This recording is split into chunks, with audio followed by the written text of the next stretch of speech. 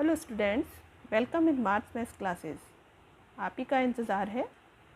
तो ये हम exercise 9th A chapter 9 R S. Agarwal question number 24 से कंटिन्यू करेंगे और इस एक्सरसाइज को कंप्लीट करेंगे।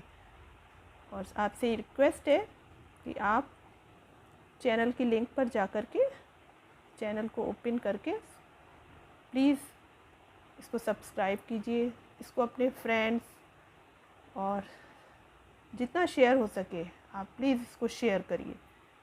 तो मेरी आपसे ये रिक्वेस्ट है। चलिए तो अब हम स्टार्ट करते हैं।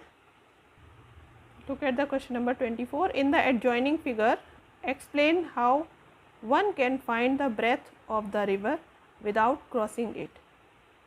तो ये हमारी रिवर है और इसको क्रॉस नहीं करना है। बिना क्रॉस किए हुए आपको इसकी ब्रेथ, जो कि आपको ए बी शो करी हुई है, ये फाइंड आउट करनी है। तो इसके लिए हमें क्या करना है, लेट्स स्टार्ट। तो इस तरीके के क्वेश्चन में जिसमें हमें कोई ट्रायंगल नहीं शो करा हुआ है, हम अपनी तरफ से कुछ करते हैं। वो क्या करना है, हम इस पर ये जो on the bank along the point B we can take a point suppose C. ये आपने एक पॉइंट सी ले लिया है। Okay, now find out the mid point of B C. तो इसको आपने बी सी का मिड पॉइंट सपोज ये है डी ले लिया। अब हमें सी से इस तरीके से मूव करना है so that B C is perpendicular to here, this is point C. और आपने इसमें इतना मूव करा है कि अगर आप ए डी को ज्वाइन करें, ए और डी को ज्वाइन करें, तो ए डी और यहाँ पर ये जो आपका इस पर मिलेगा पॉइंट, ये पॉइंट, तो आप इतना मूव करिए कि ए डी और इस पॉइंट को नाम दे दीजिए आप E. A D E will be in straight line. Move C E so that B C is perpendicular to C E. ये इस पर परपेंडिकुलर रहे।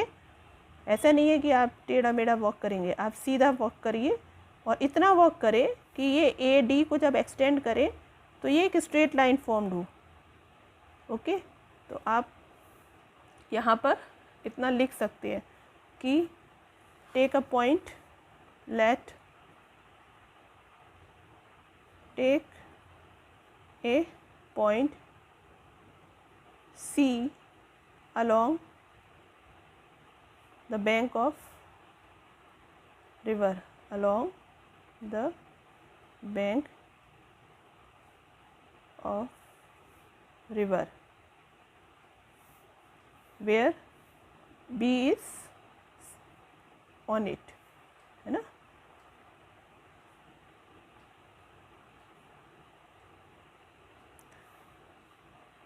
उसी के अलॉन्ग लेना है पॉइंट जहाँ बी हो। ओके, नाउ फाइंड आउट या mark mid point of B C. B C का मिड पॉइंट ले लिया। नाउ मूव अलॉन्ग या मूव सी ई, है ना, as C E is perpendicular to B C. ऐसे मूव करिए कि ये परपेंडिकुलर हो बी सी पर। And A D E points जो हैं, ए डी ई कम्स या should be in straight line.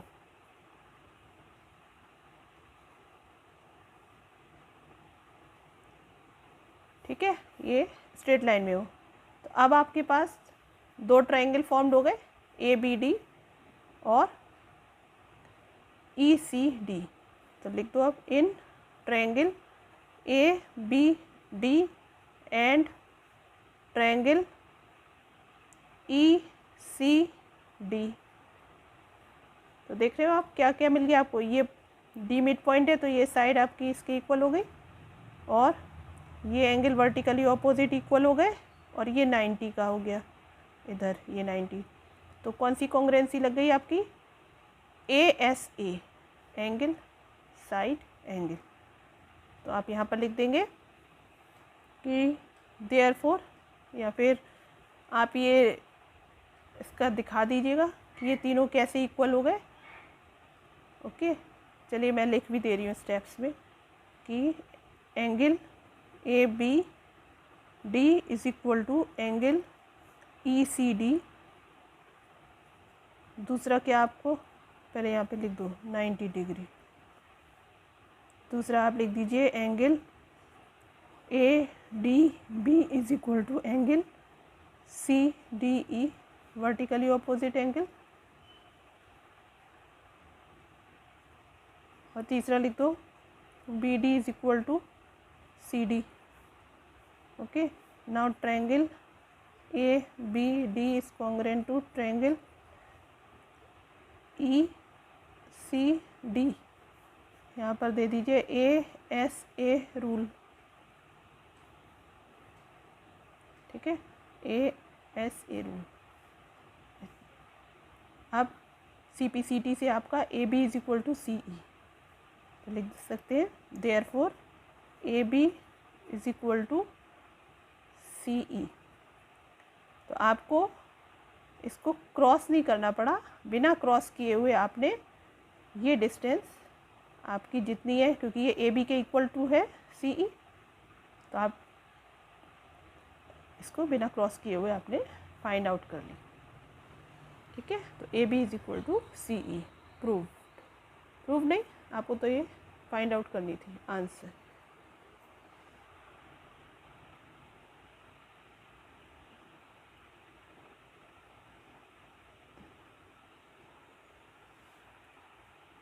ठीक है, इसको आप अपनी लैंग्वेज में भी लिख सकते हैं, जो मैंने इतना यहाँ पर लिखा है ये आप लोगों को समझाने के लिए ऐसे लिखा है।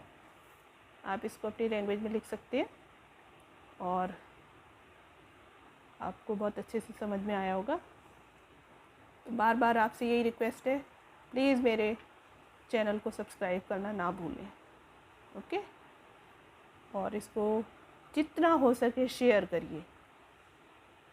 नेक्स्ट क्वेश्चन करते हैं 25। In a triangle ABC, D is the midpoint of side AC such that BD is equal to half AC. Show that angle ABC is a right angle. Let's do. इसकी figure draw कर लेते हैं। तो आपका triangle ABC है और जिसमें आपका D मिड पॉइंट है, D mid point of AC। तो हम पहले ABC एक ट्रायंगल ड्रॉ कर लिया। ओके, और A, B और C, D is the mid point of AC। ये आप मिड पॉइंट ले लो, ये D है, और BD, तो BD ज्वाइन करने पर मिलेगा BD is equal to half AC।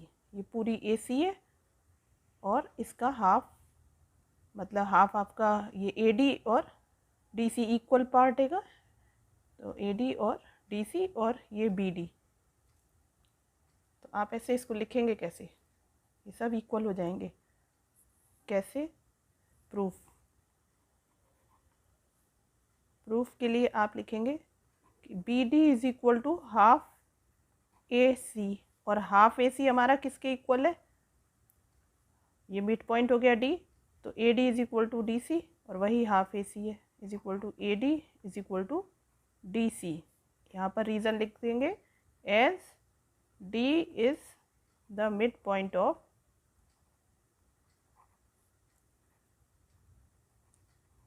AC। ठीक है, तो आपने ये शो कर दिया कि ये BD, AD और DC ये सब इक्वल है। हालांकि ये आपको देख रहे हो ये BD बड़ी दिख रही है और AD, इससे कोई फ़र्क नहीं पड़ता, ये तो शेप बनी है, लेकिन ये आपस में इक्वल है, गिवन। अब यहाँ पर जब ये दो आपके दो ट्रायंगल बन गए, एक तो ABD और दूसरा बन गया BDC, तो इनका कुछ यूज़ होगा। हमें क्या प्रूव करना है उससे देखते हैं हम क्या यूज़ होगा। एंगल ABC मतलब ये वाला एंगल, ये पूरा एंगल 90 डिग्री प्रूव करना है। तो इसको 90 डिग्री कैसे ला सकते हैं? तो आप कुछ इनका भी तो यूज़ करेंगे, इन साइड्स का। तो इसका यूज़ ये करते हैं कि हमारा ये दोनों साइड्स इक्वल है, तो आइसोसेलेस ट्रायंगल बन गया ये ABD। तो इसका मतलब ये वाला एंगल आइसोसेलेस ट्रायंगल के लिए क्या होता है कि angle opposite to equal sides, हमारे इक्वल साइड्स ये हैं, इनके ऑपोजिट एंगल्स ये हो गए। AD के ऑपोजिट ये वाला एंगल, B का इतना पार्ट, और BD के ऑपोजिट ये एंगल A, तो ये आपस में इक्वल है। ठीक है, तो अभी यहाँ पर सब स्टेप्स लिखेंगे, पहले आपको एक्सप्लेन कर दें। Same for this triangle BDC में आपके BD is equal to DC, तो अब ये दोनों साइड इक्वल है, तो DC के ऑपोजिट में एंगल ये वाला पड़ा और BD के ऑपोजिट में ये पड़ा, ये और ये इक्वल है। तो अब इनका यूज़ करेंगे, देखिएगा कैसे करते हैं। ठीक है, तो मैं यहाँ पर स्टेप्स लिखती हूँ। तो ये स्टेप्स लिख दिए। अब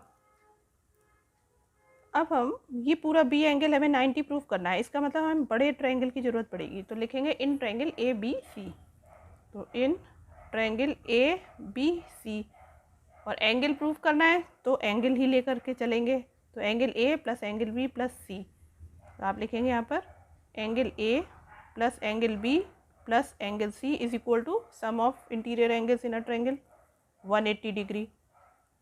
क्योंकि B की रिक्वायर है तो B तो एज इट इज़, और A की वैल्यू और C की वैल्यू पुटअप कर देंगे। कहाँ से? यहाँ से।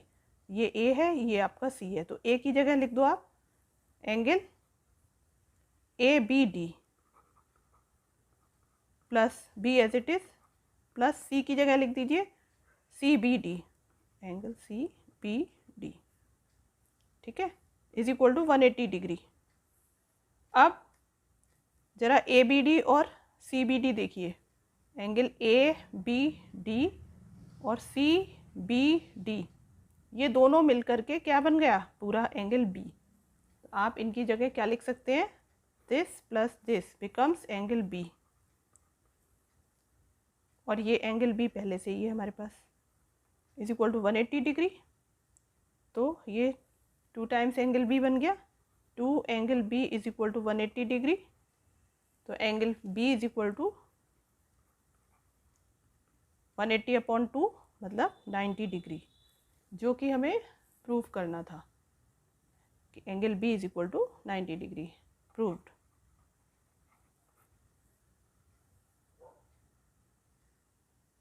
तो ये इसका कंप्लीट लुक है।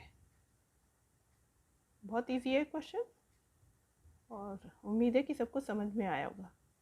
Sides of N angle of one triangle are equal to 2 sides and an angle of another triangle, then the 2 triangles must be congruent. Is the statement true? Why? तो आपने कॉन्ग्रेंसी के रूल्स पढ़े हैं। कौन कौन सी कॉन्ग्रेंसी होती है? SSS, ASA, फिर SAS और RHS। अब यहाँ पे है 2 sides and an angle, 2 side हमारी ये वाला फिट बैठ रहा है और एक एंगल, तो 2 sides and an angle of one triangle are equal to 2 sides and an angle of another triangle. अब दूसरे ट्रायंगल का भी 2 साइड्स, अगर हम ऐसे लिख दें 2 साइड्स एंड एन एंगल, तो ये कॉरस्पॉन्ड, ये कॉन्ग्रेंस चीज़ नहीं हुई ना। अब वो इंक्लूडेड एंगल नहीं बोला उसमें, यहाँ पर ये देख रहे हैं 2 साइड के बीच में जो एंगल है इंक्लूडेड एंगल, और यहाँ नहीं है इंक्लूडेड एंगल। इस तरीके की सिचुएशन भी तो 2 साइड्स एंड एन एंगल हो सकती है ना। तो यहाँ पर इन्होंने इंक्लूडेड एंगल नहीं दिया है। तो is the statement true? No, this statement is not true because here in the question angle is not included in 2 sides, not given. Okay, तो ये आप रीज़न लिख सकते हैं। इसमें कोई सॉल्यूशन नहीं है, इसमें केवल आपको रीज़न लिखना है। सिंपल आप ये लिख सकते हैं कि 2 sides and included angle are not given। Next अब इसको देख लेते हैं। Question number 27, if 2 angles and a side of one triangle are equal to 2 angles and a side of another triangle, then the 2 triangles must be congruent। Is the statement true? Why? तो इसमें भी क्या है आपका 2 angles and a side are equal to 2 angles and a side of another। यहाँ पर हम पढ़ रहे थे 2 angles and a side of another triangle। तो 2 angles and the side of one triangle are equal to 2 angles and a side of another triangle। 2 angles तो आपका 2 angles and a side of another triangle, then the 2 triangles must be congruent। अब यहाँ पर भी देखो आप, इसमें भी क्या चीज़ दी हुई है, कॉरस्पॉन्डिंग साइड्स नहीं बोली है। तो आपके एक ट्रायंगल है, एक ये ट्रायंगल है, एक और ट्रायंगल है, दूसरा 2 ट्रायंगल है। तो 2 एंगल्स आप सोचो, ये एंगल और ये एंगल इक्वल है। 2 angles and A side, suppose side इसमें ये हो सकती है और इसके लिए साइड ये वाली हो सकती है। तो कॉरस्पॉन्डिंग साइड्स नहीं दिया है, तो इसलिए this also not correct, this is also not correct. Is the statement true? No, this statement is false because here corresponding angles and corresponding sides are not given। Okay, तो ये हम इसको अपना रीज़न दे सकते हैं। तो इस वीडियो में इतना ही, और बार बार बस यही उम्मीद है कि आप लोग वॉच करिए, सब्सक्राइब करिए, और I am giving lot of thanks to my subscribers and hope I will get more and more subscribers, views and everything what I expect। Thank you so much।